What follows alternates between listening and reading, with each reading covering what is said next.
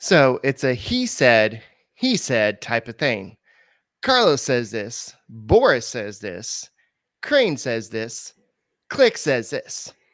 Who's right? Who is wrong? This is driving me crazy. I'm going to have a Brett Chancey rant on this edition of the Locked On Astros podcast that starts now. Hello and welcome to Locked On Astros, your daily Astros podcast. Here are your hosts, Eric the Man Huysman and Brett H-Town Wheelhouse Chancey.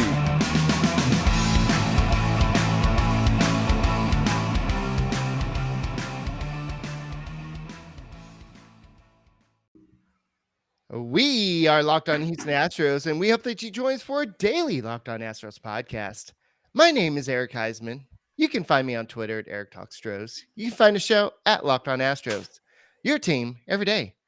Brett, where can they find you at? Well, they can find me at H-Town Wheelhouse on Twitter and Instagram, and at Astros411 on Twitter, Instagram, and Facebook. Always positive. Not sure who's telling me the truth. Always Stros. Yes, I'm actually kind of a little bit upset today, and there's been a lot of stuff being floated around, and it's like it's fine. People lie all the time. Like a student said, "Yeah, I did my homework," but we know it's the math programs on their phones, and it's all the stuff that they use, or it's somebody else's stuff on Instagram. People put stuff on Instagram. We know that people lie to us all the time, but for a owner or whatever the situation to come out and say that you're in discussions with your star free agent, and then the Carlos Correa comes out and says, "Nah, I haven't heard from them."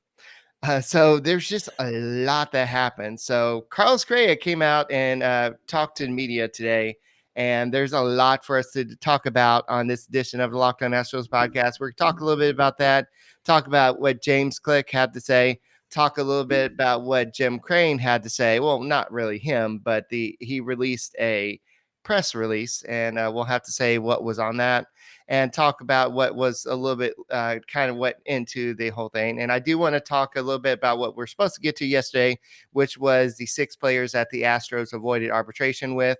And thank you for making a Locked On Astros podcast your first listen every day, whether it's on YouTube. Keep on subscribing. Our numbers are going up, so keep on subscribing, please. And go ahead and listen to us on Apple, Odyssey, Spotify, wherever you listen to your podcast. Keep on listening to the Locked On Astros podcast. So Carlos Correa was interviewed today, and he basically thanked the city of Houston, and he said that basically the Astros had since the lockout, they had no communication with him. They did not offer him a additional deal, and so he was asked, "Do you have any do you have any bitterness over the lack of interest?" And he said, "Absolutely not." But he went on to say that basically, I'm trying to find it, but he went on to say it's part of the game. It's just how it is. It's a business, and it's just how it goes. And it's a sport. Yes, it's a sport, but it's also a business. And the Astros had to do what they had to do. I had to do what I had to do. And I want to talk about the whole process on the Twin side a little bit as well. But what happened, it's just crazy. Well, You have any thoughts? yeah, I definitely do. So Scott Boras has a history of making things happen behind the scenes without players knowing. I don't know if you know the history with him and Martin Maldonado. Martin Maldonado actually fired Boras because of dealings he was making behind his back. One of my suspicions is that Scott Boras did communicate with the Astros and he did not tell Carlos Correa. That is very possible. Why? Because there's history of that happening. Scott Boras is an agent, you have to realize. Scott Boras basically stole Carlos Correa from his previous agency, if you want to use that term.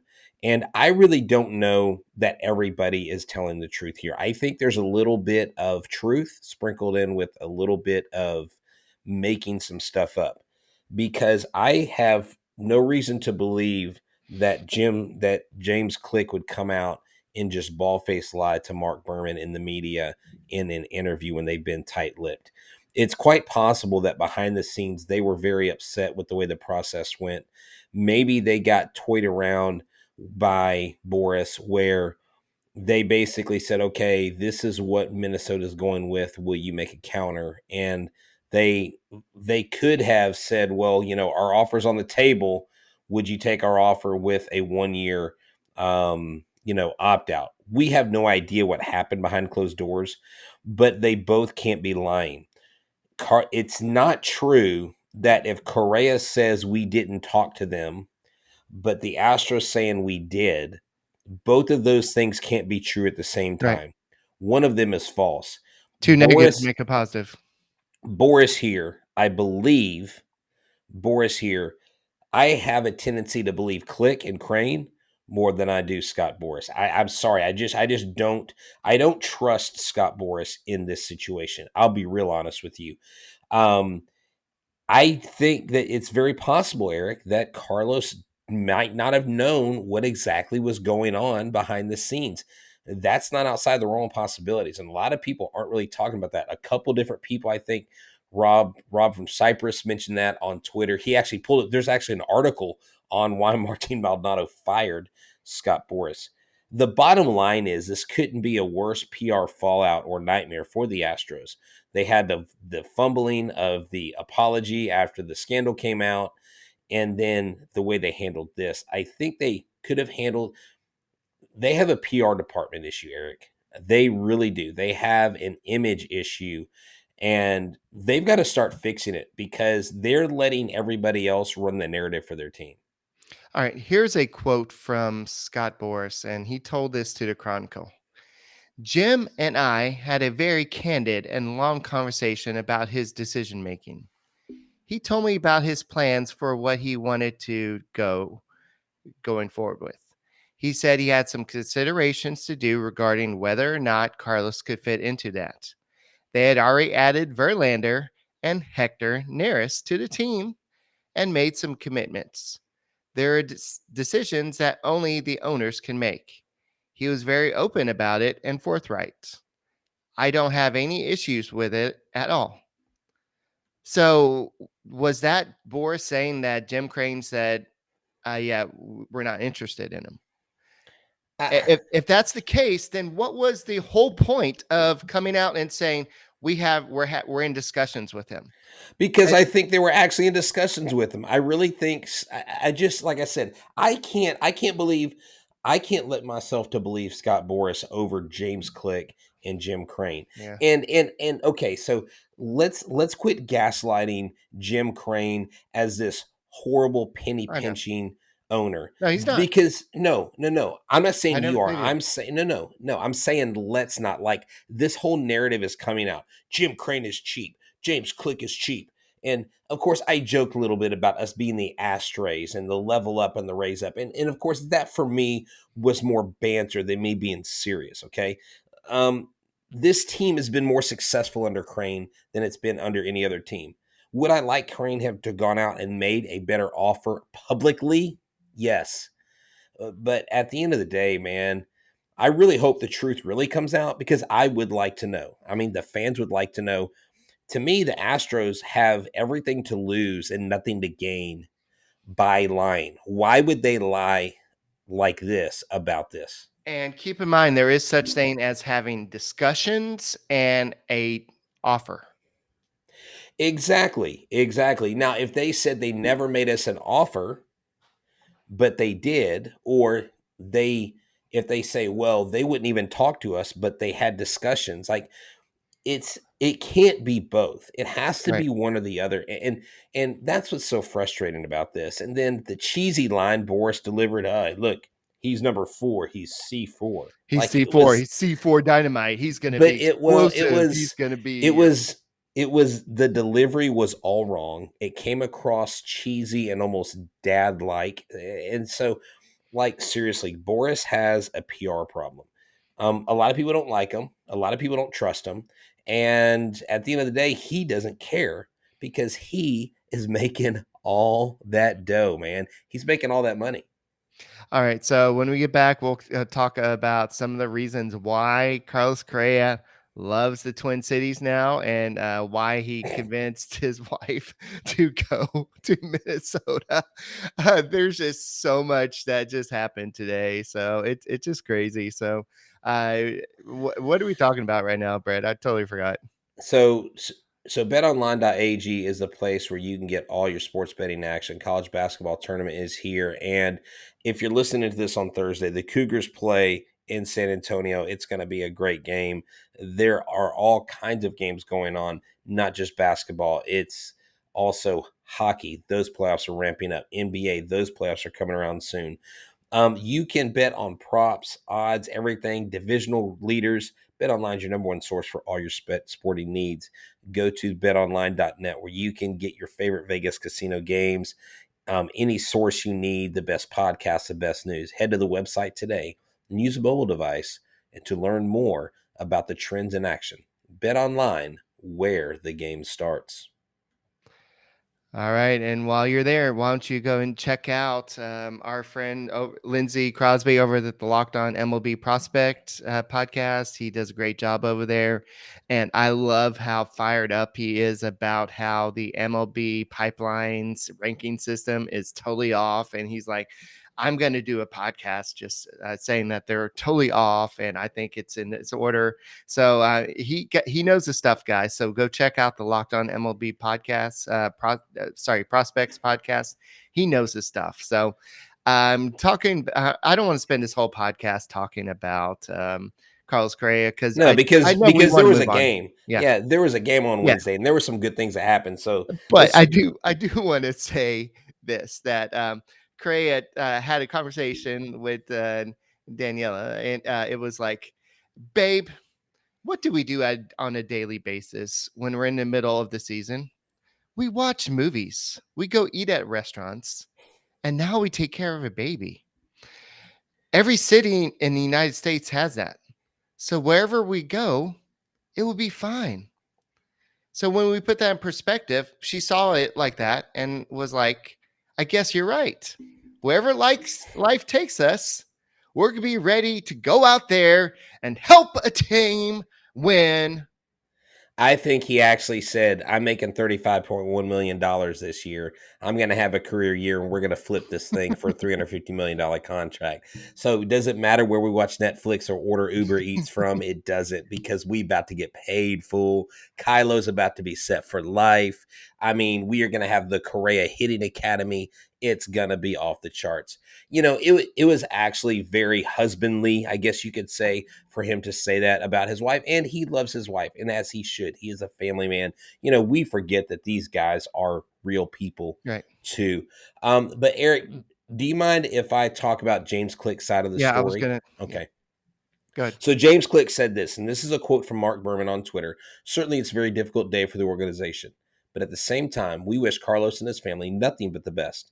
He has been more important to this franchise than I could possibly know, and certainly more important to our fans than I could possibly know. He is a tremendous baseball player, a tremendous human being, and we wish him and his family nothing but the best. Thought that was a great quote. So, contrary to multiple reports, Click says that the Astros were in contact with Correa's representatives since the lockout ended. His representatives, not Correa. Certainly don't want to comment on every rumor that's out there, Click said, but I can say that we were actively engaged throughout the process. We had many conversations with Carlos representatives in the time after the lockout and leading up until he let us know that he was planning to go a different direction. So I'm going to end it at that, because then he just goes on and kind of praises Correa, what he did. And he said basically, we've been one of the most successful teams in baseball over the past 5 years. Jim Crane and this organization have shown the willingness to compete financially with every other team out there. We will continue to do that to put the best team on the field that we can. Let me remind Astros fans, we're not the Yankees. Okay. The Yankees are, I don't know what they're doing. We are a team that has an established team that top five, top six hitters are a formidable opponent for anyone. And if you get anything else out of the rest of the lineup, it's just icing on the cake. This is why I have to believe click here. This is why I have to believe that maybe Boras is running interference or snowing or putting the wool over Correa's eyes. But Yeah, then again, the agent does work for the player. And you right. would think, okay, well, the agent works for the player. He would never do that. Ask Martin Maldonado how that worked out. Right. Well, I read the athletic piece on how the whole process of Correa going to Minnesota worked out, and apparently, Minnesota was trying to get Trevor Story, but he wanted a 6-year deal, and they wanted a short-term deal. They then he went to Boston, and so apparently Boris reached out to Minnesota, and they're like, "Hey," he's like, "Hey, I got a player that would be perfect for your ballpark. He has a 12 something OPS there, and he Like, would, like a 1201, I yeah, think to be exact. and because they've got a good batter's eye out there, and Carlos Correa it will hit pretty good there, and he's got good leadership. He'll probably take you to the playoffs, and he sold them right away. And when they mentioned the names Carlos Correa, the Twins owner and the GM were like, "Wait, aren't the Yankees and Astros fighting over this guy? And he wants to come to the Twins, really, on the short term deal? Wait, pinch me, get some pizza and some wings. We're gonna stay in tonight." And so they worked on that deal and they got it done. If originally they wanted to do a 3-year deal, no opt out, but then once they realized that it was going to be it was going to get done, they went ahead and gone with the opt out. And the reason why it was 35.1 had nothing to do with Francisco Lindor. It had more to do with Nolan Arenado. They wanted to be more than that 35 million per year, so it was 35.1. So here's what it says. The New York Post, I just found this. Thus, Boris said he alerted Correa that they may have to use a market bridge, aka Minnesota. To the concept was Correa gets a protection of 3 years at 105, the 35.1, like you just mentioned, plus the with the opt outs after year 1 and 2 to possibly go back into the free agent market. Right. Guys, I think he's done. I think he's done after 1 year. I think he's 1 year in the soda and he's out. I mean, he's gone.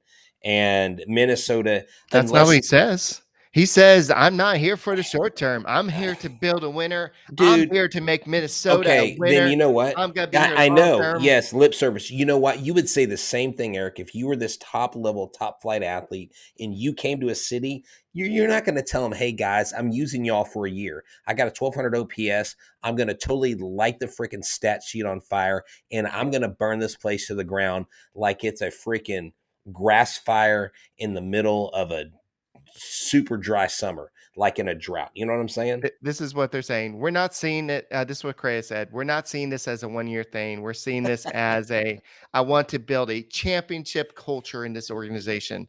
I want to show you guys what I can do and bring to the table so we can have a long-term relationship at some point. Now, Eric, I would love to believe Correa because here's the thing.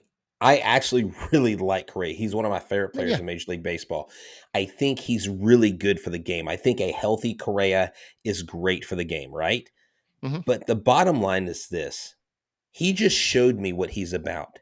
He's in Minnesota for 35.1 million. The Astros offered him 32. Don't tell me he's not in it for the money. I don't begrudge him for that. That's his prerogative, Right. but he's also going to say the things because he's a professional. He's been preparing for this since he was 5. So he's going to say all the right things. But don't think for a second that unless Minnesota comes across with some mid-season acquisitions or next season they have some big targets they bring in, that Carlos Correa, why would he stay in Minnesota for 10 years? Why?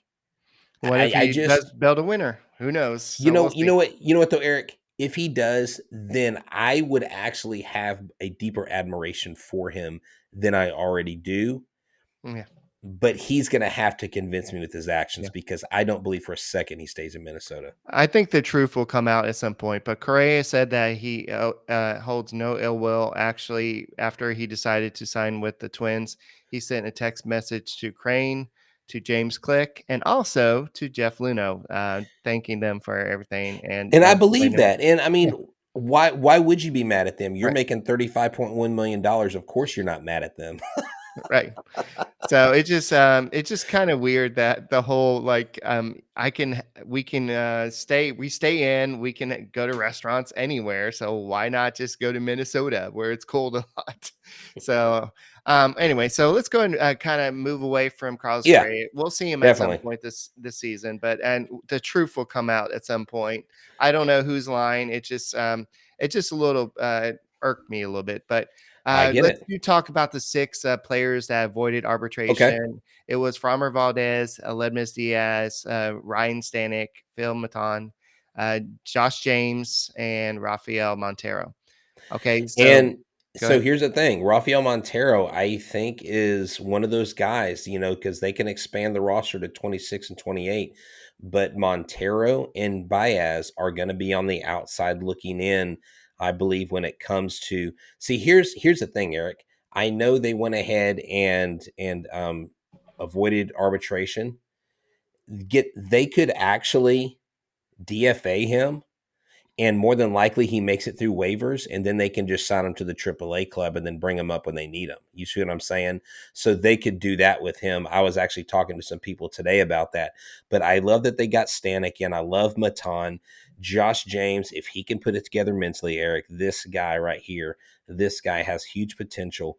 Aledmus Diaz, I know a lot of people don't like him, but there's a chance that if they don't feel that Jeremy Pena is ready, that Aledmus Diaz could be splitting time week one with Jeremy Pena. And then so you have okay, and then Framber Valdez. Obviously, you're going to avoid arbitration with him as long as you can until his big contract is up. All right, I don't know who doesn't like Aledmus Diaz. He gets injured a lot, but There are a lot of people who don't want to Lednes Diaz as a shortstop of this team. as a Almost starting every shortstop, no. But That's what I'm saying. They okay. just they're like, well, he's often hurt. Why do we even have him? I mean, there's a He lot of he is negative the sentiment. he is the Marwin Gonzalez, the mini Marwin Gonzalez of this Right. team. So But out of him and Nico Goodrum is the better shortstop. he didn't Statistically look like it speaking, the other day when he okay, I'm made. just telling you, you look at their stats. I Okay, you love look at their Chandler Rome's stats. tweet the other day. He's like, "Oh, Nico Goodrum is playing shortstop, and he's wearing 11. It's almost the same." And then he makes an error. He's like, "Not quite the same." Well, the bottom line is this. They're all going to get some time there.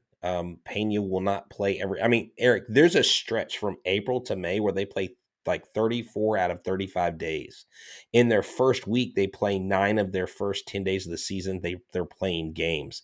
Their first 9 games on the road are in 10 days. So they're going to need a lot of help because they're going to need to be platooning a lot at shortstop and center field. Goodrum can play a decent center field, but Goodrum's best position on the field is as shortstop. So, and Alebnis is actually a better second baseman defensively than a shortstop. Yeah. So we'll see what happens, but I know that I'm trying to look up at the thing. So Rafael Montero was projected to get about 3.1 million, and he ended up getting where is it? I have it right. Uh, he got oh, I'm not gonna look back and forth, but I know Farmer Valdez got 3 million in his first year of arbitration. You have Diaz getting 4.5 million after making 3 million last year. Oh, Montero agreed to 2.275. So he was, according to baseball trade rumors, he's supposed to get 3.1, but he settled for less. And then Ledmus Diaz was supposed to get 4.0. I think he settled. He went ahead and got a little bit more.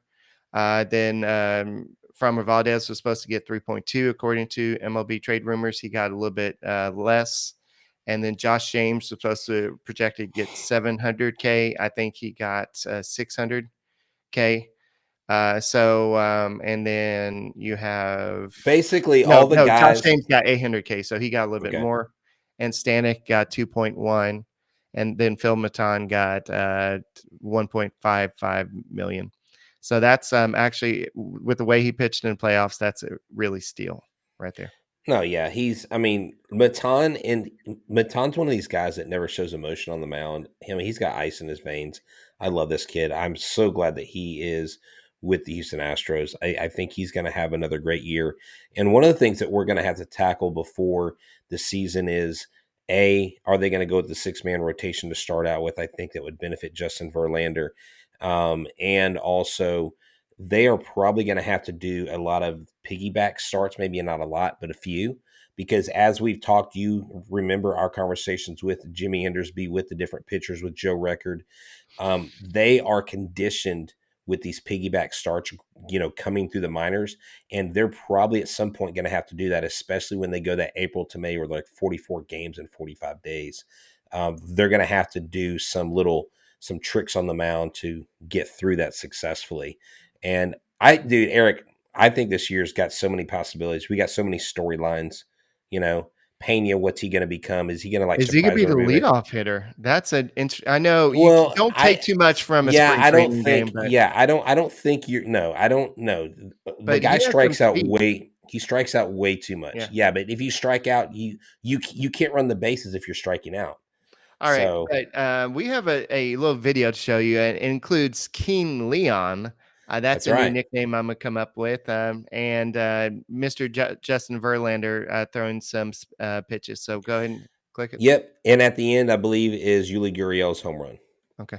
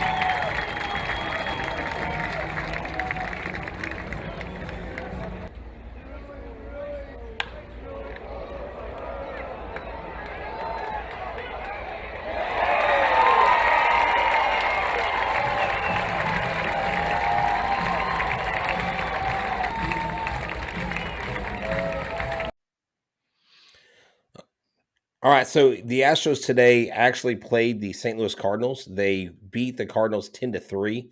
And so for those of y'all that basically listen to our podcast, I'm going to tell you what happened today in the game just real quick, Eric, and then you can break this down for us. Justin Verlander, he got the victory on the mound, of course. He only pitched 2.2 innings, but they gave him the win. He gave it 3 hits. He had 2 strikeouts. Hector Neris came in, got a hold with 1 strikeout. Enoli Paredes came in, had 1 strikeout, 1 hit, 1 walk. Tyler Ivey came in, gave up a couple earned runs, and walked a couple batters, gave up 3 hits.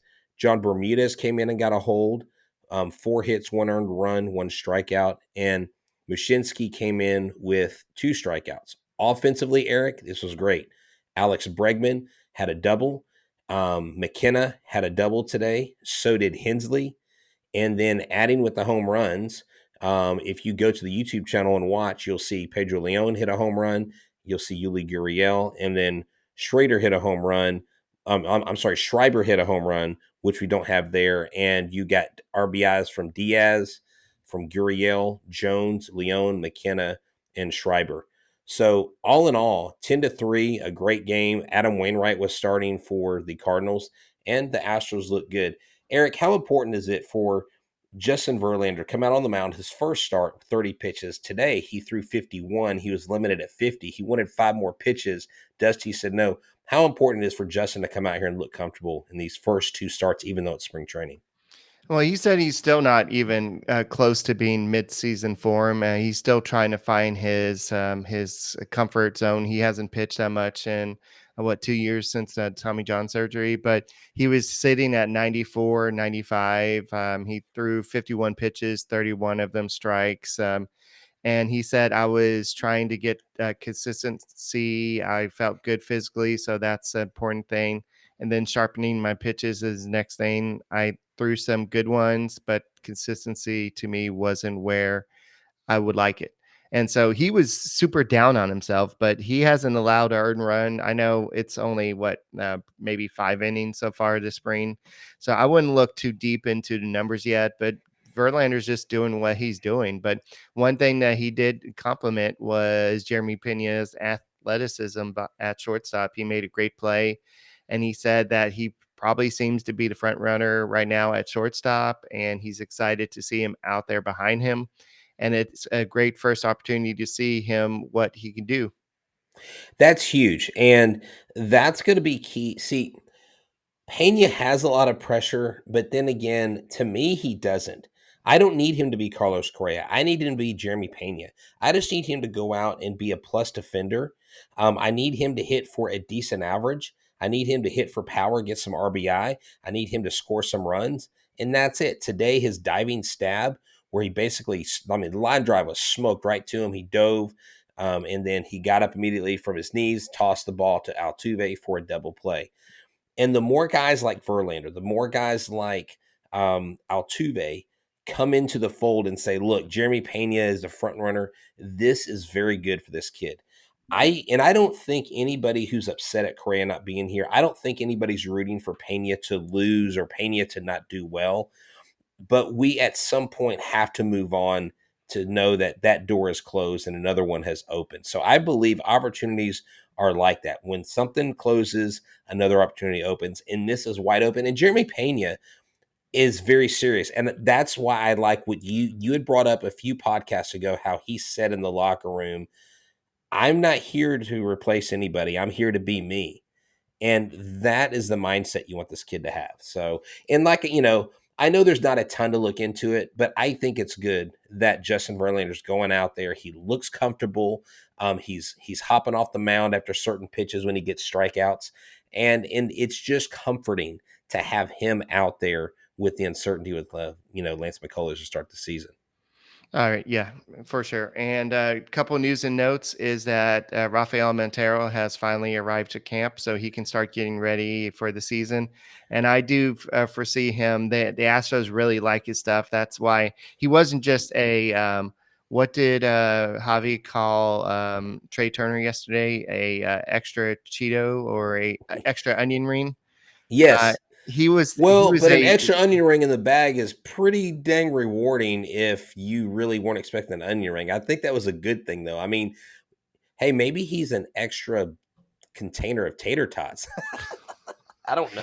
Well, Rafael Montero is somebody that the Astros actually targeted, and they actually wanted him. Right. He arrived in camp, and Yuli Gurriel has lost about 15 pounds of fat, and he said no pizza and no Coca-Cola. And as somebody Yeah. who has dropped a lot of weight from cutting back on the sodas, I can understand that. So I keep it up, Yuli. But I do have one complaint. You do look like you're running a little bit slow around the bases in front of Leon's home run there. Just kidding. Well, hold on, dude. It was a home Just run. kidding. Just Good kidding. Lord, man. But Eric's that like that was a Eric. blast. That Yeah, was a Eric. blast. Eric had the stopwatch watching the replay, going, "Okay, that was way too slow, Yuli." No, that one. Let me tell you, Pedro Leon, guys. Yeah. Pedro Leon, this kid. Let this kid mature in AAA. Let this kid absolutely rake in Sugarland, and you're going to see his stardom pay dividends. Right. Give Jeremy Pena some time. The kid's going to do well. They're going to put Goodrum in there. They're going to put Diaz in there. They're going to platoon that a little bit. But this team is primed for another AL West run. This team is primed to go back to the ALCS. And this team is primed to be one of the front runners for the World Series come the end of the season. I disagree. I'm gonna disagree with You you on that. disagree with? Hold on. What do you disagree with? With platooning, I think if they're gonna turn the keys over to Pena, they're gonna Well, give okay. him So as so many let me opportunities so to succeed. so let me redefine platoon. They're going to give Pena some days of rest. If they've Well, yeah. got 9 games in 10 days, what I'm saying in platoon is he's not going to be the only one playing at shortstop. You're Okay. going to Well, see platoon in Diaz. my idea is like left-hander, Okay. right-hander type thing. Okay. Okay. So maybe I misused the term there. You're going to have these utility guys get an opportunity. Because Hopefully, technically, Goodrum. Kyle Tucker is in a platoon, if by your logic. Well, no, I just missed. No, Yeah. dude, come on, man, you throw me under the bus like that. I just told you I misused the term, and then you coined it as my logic. You see, he's my co-host, and he's throwing me like, are you my Scott Boras? Are you not? Is there somebody that's not talking to me? That's not talking. Anyways, it's All all righty. good. That's all we got for this edition of the Locked On Astros podcast. If you like this, go ahead and make sure you subscribe to us on YouTube and keep on listening to us on Apple, Odyssey, wherever you listen to your podcasts. Keep on listening to the Locked On Astros podcast, and we'll be back with another one tomorrow.